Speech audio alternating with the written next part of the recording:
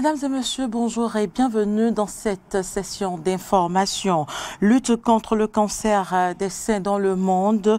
Tout le mois d'octobre y est consacré. Dans cette édition, nous parlerons d'Octobre Rose avec le cancérologue Serpos Dossou. Gestion des masques faciaux de lutte contre le coronavirus après utilisation, les conséquences sur l'environnement à savoir dans cette édition. Et puis en Europe, l'essence connaît une hausse de prix importante en France au point que le gasoil a atteint un niveau inédit d'après les chiffres publiés par le ministère de la Transition écologique.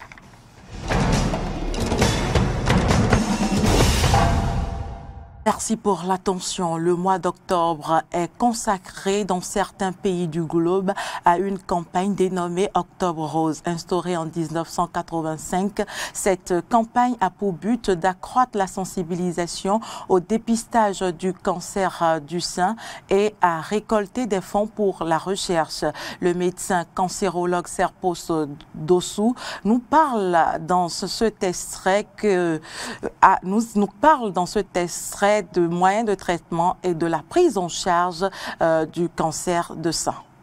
Le cancer du sein peut être défini comme une prolifération anormale des cellules normales du sein, mais je confirme qu'on peut guérir du cancer du sein dès que la prise en charge est précoce. Selon les statistiques du Global Cancer, le taux de prévalence du cancer du sein au Bénin est de 2058 cas pour 100 000 habitants, c'est-à-dire un taux de prévalence de 33,95%. Mais ce taux, il faut le reconnaître, c'est un taux de prévalence sur 5 années. Il faut savoir que le taux de prévalence, c'est le nombre de personnes vivant avec le cancer sur 5 ans. Vous voyez bien que ce taux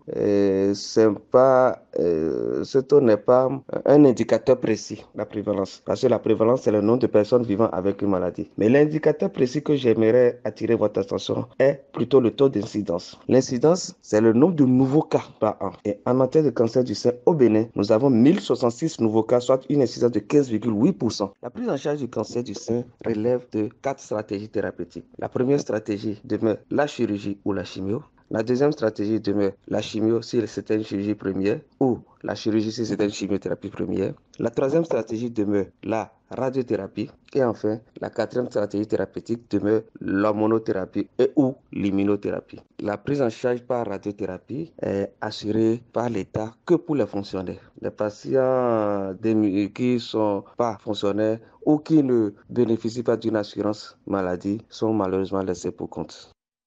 Dans les mesures de lutte contre la pandémie de la COVID-19, le masque de protection faciale est rendu obligatoire au Bénin depuis le 8 avril 2020. Mais ces masques ne sont pas sans conséquences sur l'environnement. Il importe donc de suivre quelques conseils pour garantir une parfaite utilisation afin de se protéger convenablement contre cette affection. Suivez plutôt. Ça, c'est une mauvaise habitude que nous avons et que nous développons encore. Et c'est malheureux au XXIe siècle que on continue de faire ça. Heureusement qu'avec les organes,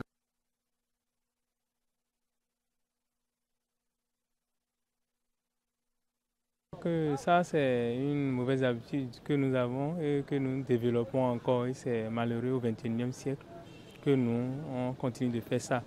Heureusement qu'avec les organes. Toutes nos excuses par rapport à cet élément qui n'est pas allé à son terme. Nous y reviendrons dans nos prochaines éditions. Et puis ce journal se poursuit.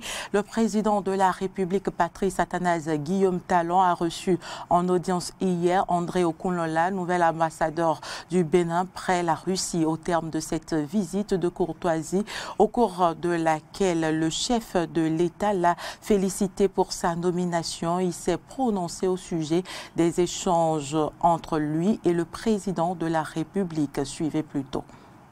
Le chef de l'État, par contre, a pris la parole pour d'abord me féliciter et aussi me donner les dernières instructions qu'il faut pour que la redynamisation donc, de la coopération entre le Bénin et la Russie puisse être une réalité.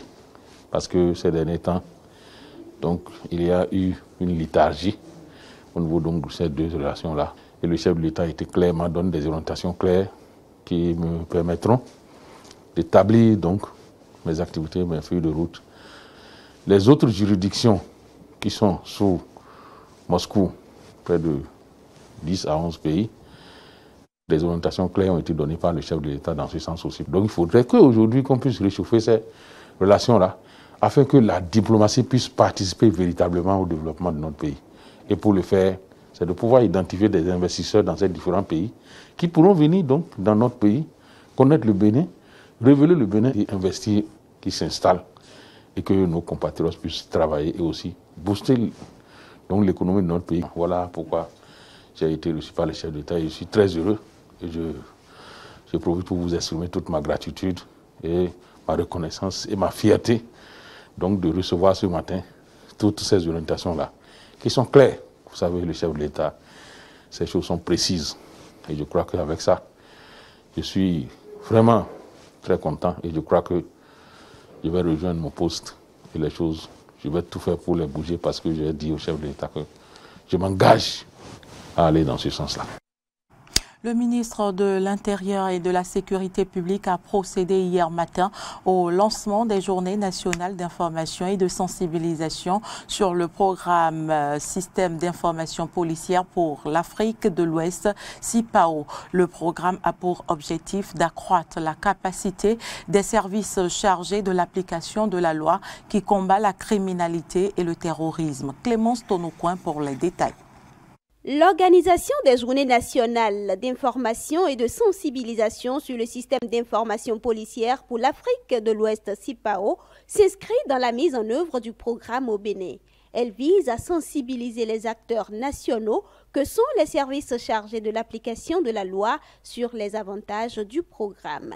Les défis sécuritaires, notamment la grande criminalité et le terrorisme, auxquels les pays de la sous-région ouest-africaine se trouvent confrontés, depuis quelques années, appellent de la part des gouvernements la modernisation des instruments de lutte. Le système d'information policière pour l'Afrique de l'Ouest, SIPAO, est donc la réponse donnée à cette préoccupation légitime. Les présentes journées visent à renforcer la vulgarisation de ce système et son appropriation par tous les acteurs impliqués dans sa mise en œuvre. Au plan national, c'est au Centre de documentation de sécurité publique, CDSP, que revient la mission de mettre en œuvre le SIPAO sous la supervision du comité national présidé par le directeur général de la police républicaine. Depuis le 30 septembre 2019, date de la signature du protocole d'accord de mise en œuvre du SIPAO au Bénin, des actions ont été menées et des résultats atteints. D'autres actions sont également prévues pour améliorer la qualité des services dans le cadre de la sécurité des personnes et des biens. En matière de résultats atteints, environ 200 terminaux disséminés sur toute l'étendue du territoire national sont fonctionnels et renseignent quotidiennement la base de données.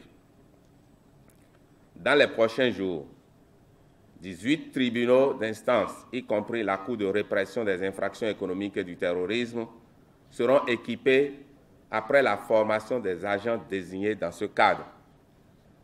Ensuite, les inspections forestières et les services d'enquête de la douane seront dotés de ces équipements après la formation de leurs agents. En outre, plus de 500 fonctionnaires de la police républicaine sont formés pour l'animation des terminaux. L'alimentation et la consultation des bases de données se font quotidiennement, permettant ainsi aux administrations requérantes de disposer d'informations utiles pour la conduite des enquêtes. Conçu et piloté par l'Organisation internationale de la police criminelle Interpol, sur financement de l'Union européenne, le programme est prévu pour prendre fin l'année prochaine.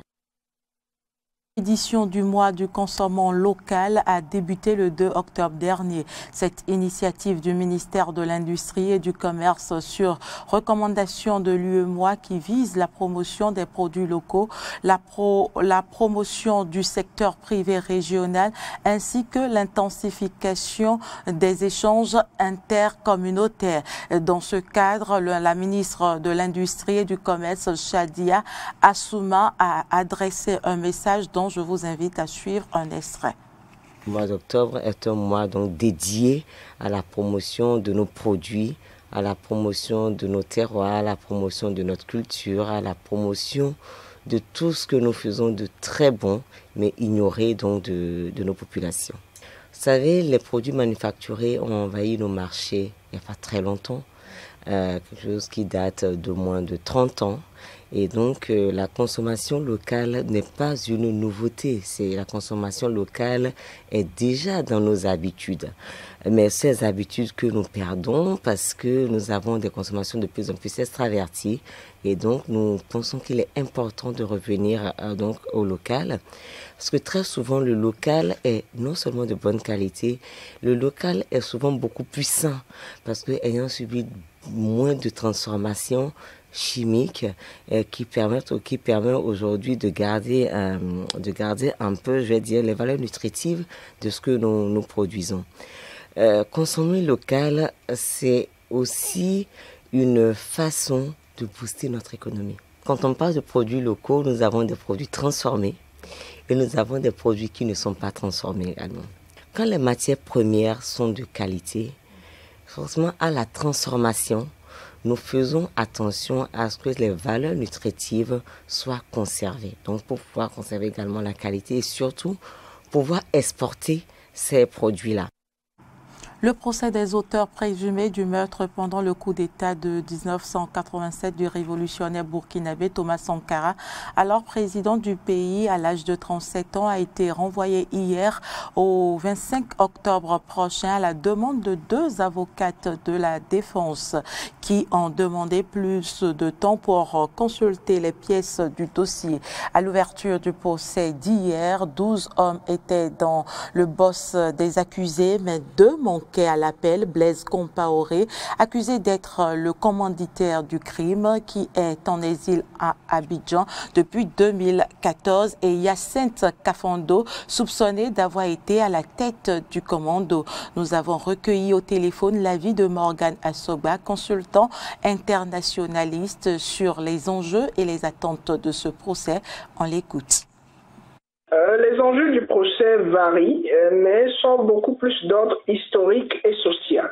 Historique, pourquoi? Parce que la mort de Thomas Sankara est une page de l'histoire du Burkina Faso qui est très vive parce que ce monsieur, ce leader, a fait au Burkina Faso ce que la plupart des leaders qui l'ont suivi et qui l'auraient précédé n'ont pas pu faire en matière de développement, aussi bien économique que social. Le Burkina Faso a connu des avancées mémorables et voilà qu'il est parti assassiné. Et donc, c'est une page de l'histoire de ce pays qui mérite réflexion et clarification. De l'autre côté, sur le plan social, le Burkina Faso, surtout la classe politique du Burkina Faso, traverse depuis quelque temps un ensemble de conflits et on parle au Burkina Faso de la nécessité de réconcilier les fils et filles du Burkina Faso. Et on ne pourra donc parler de réconciliation effective sans avoir clarifié cette page de l'histoire du Burkina Faso qui reste quand même assez dominatrice de ce pays. Hors du Bénin, toujours, l'essence connaît une hausse de prix importante en France au point que le gasoil a atteint un niveau inédit d'après les chiffres publiés par le ministère de la Transition écologique. Le gouvernement pourrait réagir si l'envolée se poursuit. Les détails avec nos confrères de RT France.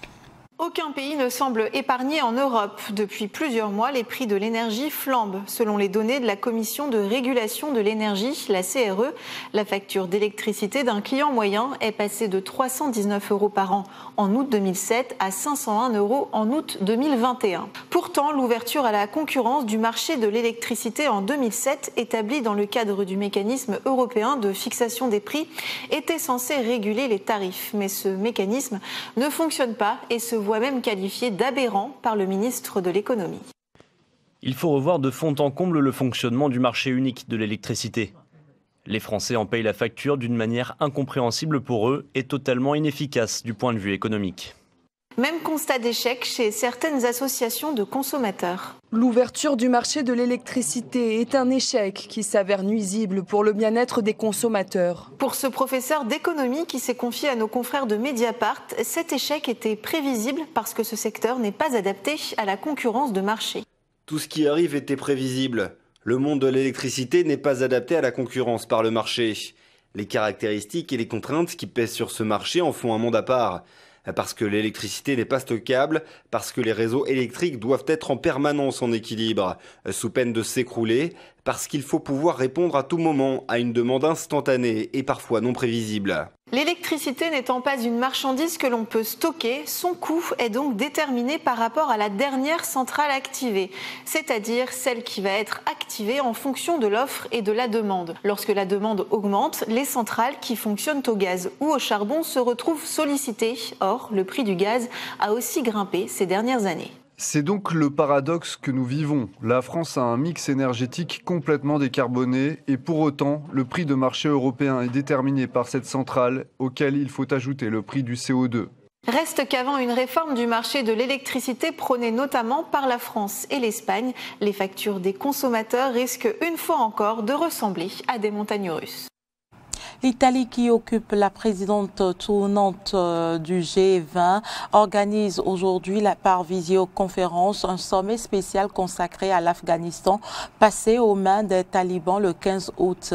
La crise économique dans le pays et la sécheresse qui y sévissent alimentent le spectre d'un exode massif de réfugiés.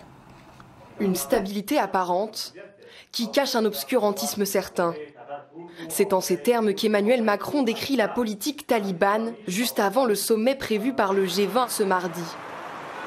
Le mot d'ordre de cette réunion virtuelle, agir avec prudence en ce qui concerne la reconnaissance des talibans comme dirigeants légitimes de l'Afghanistan. Nous devons absolument, nous, c'est-à-dire les Européens, les Américains, la Chine, la Russie, les grandes puissances, aussi bien d'Afrique, d'Asie, du Pacifique et d'Amérique latine réunies, avoir un message très clair. Nous posons nos conditions pour la reconnaissance des talibans. Tout d'abord, les insurgés devront assurer la poursuite des évacuations humanitaires en Afghanistan. La récente remise en service du bureau des passeports à Kaboul allait déjà dans ce sens. Elle intervenait quelques semaines après la promesse talibane de laisser tous leurs compatriotes afghans disposant de documents valides quitter le territoire. Par la suite, le respect des droits de l'homme, et en particulier de la dignité des femmes afghanes, sera une condition essentielle de la reconnaissance du gouvernement taliban par la communauté internationale. Après la prise de Kaboul le 15 août dernier, de nombreuses Afghanes se sont vues privées de leurs droits. Je suis particulièrement alarmé de voir les promesses faites aux femmes et aux filles afghanes par les talibans ne pas être respectées. Les promesses non tenues conduisent à des rêves brisés pour les femmes et les filles d'Afghanistan. Enfin, les membres du G20 devront également s'assurer de la condamnation des groupes terroristes de la région par les talibans. Une condition qui prend son sens dans un contexte sécuritaire tendu. Depuis quelques semaines, l'État islamique au Khorasan multiplie les attentats suicides dans le pays, dans un but de déstabilisation du nouveau gouvernement en place. 3 conditions qui pourront amener à une reconnaissance du gouvernement taliban et permettre le déblocage de fonds internationaux destinés à faciliter l'aide humanitaire dans le pays. La plupart des promesses faites pour l'Afghanistan n'ont pas encore été réellement décaissées matériellement, financièrement. Je pense donc que c'est ce que nous exhortons les États à faire maintenant, honorer ces promesses. Elles ont été faites, il s'agit donc de les tenir, car nous avons besoin de ces ressources rapidement. Depuis l'arrivée au pouvoir des islamistes, L'Afghanistan voit son économie paralysée par le gel des avoirs et des aides internationales. Une assistance nécessaire permettant d'éviter une catastrophe humanitaire dans le pays. Les tests Covid gratuits, c'est fini ou presque en Allemagne. Les personnes qui peuvent prétendre à la vaccination mais qui choisissent de ne pas le faire doivent désormais payer de leur poche les tests PCR. Il leur en coûtera entre 15 et 20 euros. Les tests gratuits resteront toutefois en vigueur pour les personnes ne pouvant pas se faire vacciner pour des raisons médicales et pour les femmes enceintes, les enfants. Écoutez les réactions de quelques citoyens allemands. D'un côté, c'est vrai, si vous ne vous faites pas vacciner, vous devez payer. D'un autre côté, la réalité est que les gens ne vont pas du tout se faire dépister. Je ne sais pas ce qui est juste.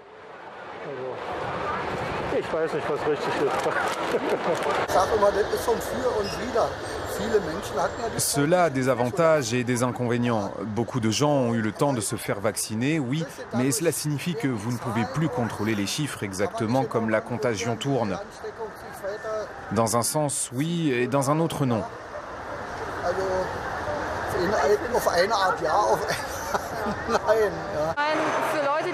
Pour les personnes qui ne se font pas vacciner, même si elles le pourraient, je dirais que c'est leur propre faute.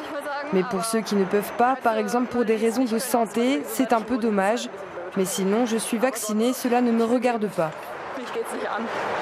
Personnellement, je n'aime pas le fait que les stations de tests gratuits aient été supprimées. Il s'agit simplement d'une pratique commerciale. Si je veux aller à l'hôpital alors que je suis vacciné, je dois montrer un test. Pourquoi ?